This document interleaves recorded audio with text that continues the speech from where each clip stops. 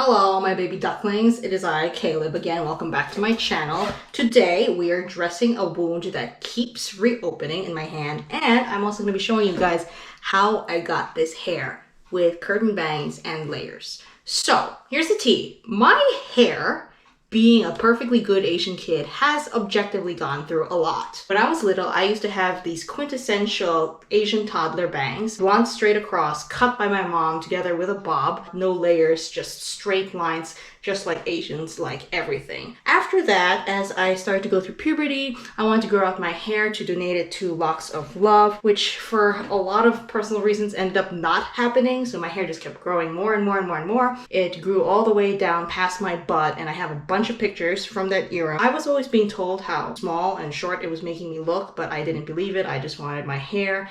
I liked the fact that I could braid it into different things. So I briefly went through a goth phase with my hair. I also put in a blue clip-in, which I thought kind of saved the whole appearance of my straight hair, but really nothing could save it. It just looked really heavy, kind of awkward on me. I was like, you know what? It's time for a change. It is time for a glow up. It's time for this baby to get some treatment. 3 words for you. Treat yourself. I started chopping my hair shorter and shorter. I decided that after collaborating with my mom to get whole 6-8 inches off, I would start gently adding in layers to the front and adding to the side as well. So here's a progression of pictures of what I looked like going through college. My hair started getting shorter and shorter, and I added more and more aggressive layers in until finally I kind of settled on something above the boobage, the boobage. And I started to realize that what would help me look better with my body type was something heavier and with more volume on top and less on the bottom. So I took the jump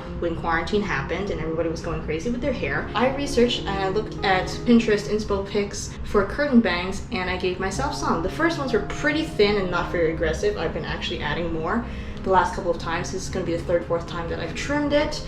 And without further ado, I'm going to show you how I trim it. It's not going to be super aggressive, but there is going to be a lot of eyeballing action. There's no scientific way that I do it. I don't section off in a particular way. I just snip and hope for the best. I'm also going to show you how I style it every day for work, which includes blow drying and hairspraying and shaking it out and letting it cool in the air. Let's go!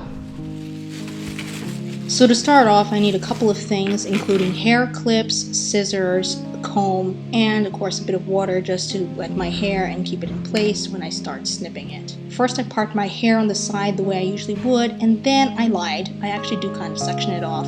Just imagine if you kind of have like pointy forest elf ears, and right where your ear tips would kind of stick out, that's where you draw a straight line from the top of your head to the bottom of your ear and section off the back, separate the front, and the front is the entire thing that you're going to be trimming. In my case, because my hair is short-ish, my curtain bangs kind of blend in with the front layers, or at least that's what I'm trying to achieve, so that's why I sectioned off a pretty large bit this time around. In keeping with that goal, I just pull the hair out at an angle between my 2 fingers, and then I snip at an angle with the scissors, trying to blend the layers in until there is a smooth transition between where the bangs end and where the front layers begin. I keep doing that, being a little bit conservative. I start with the bottom layers before I go up to the front and keep shortening them. The front, I knew that I wanted the shortest layer to fall around maybe 2/3 down the length of my face.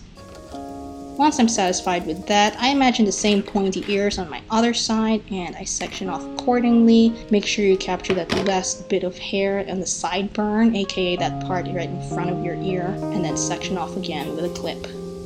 This one's a little more challenging because it's thicker and there's a portion that is distinctly bangs and a portion that is distinctly layers. So again, just work slowly. Start snipping inward until the layers start to blend.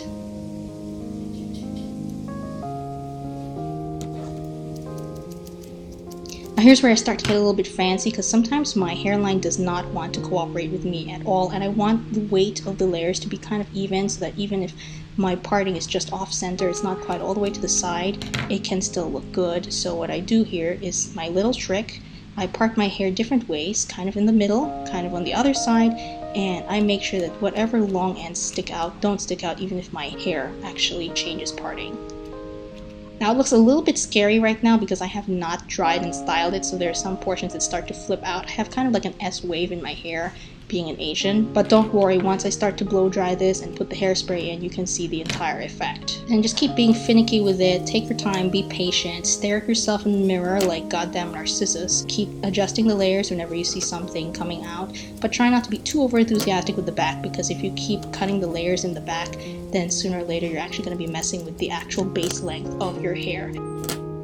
Now that the cutting is all done, I move to the bathroom and I start to blow dry. I use a small to medium sized roller brush with ordinary plastic bristles, and I section off my hair into little bits and blow dry with the hair dryer extension on at an angle so that the bangs come out with a slight curl, almost as if I had a blowout at the hair salon.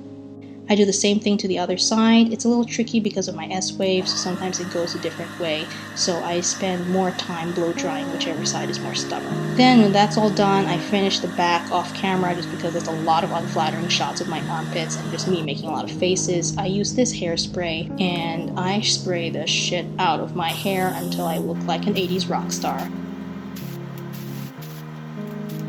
Then I go off camera for my hairbrush, come back and brush everything down and make a lot of ugly faces at the mirror as I do it. This is the important part. Some people don't realize that you actually have to brush your hair after you hairspray it. That's what gives it kind of some movement along with the volume. And then just repart the hair, kind of fluff it, stare at yourself, love yourself because God made you and you are so beautiful. And that's the final product. That's how I trim my curtain bangs and my layers. Thanks for watching. I love you so much. Bye.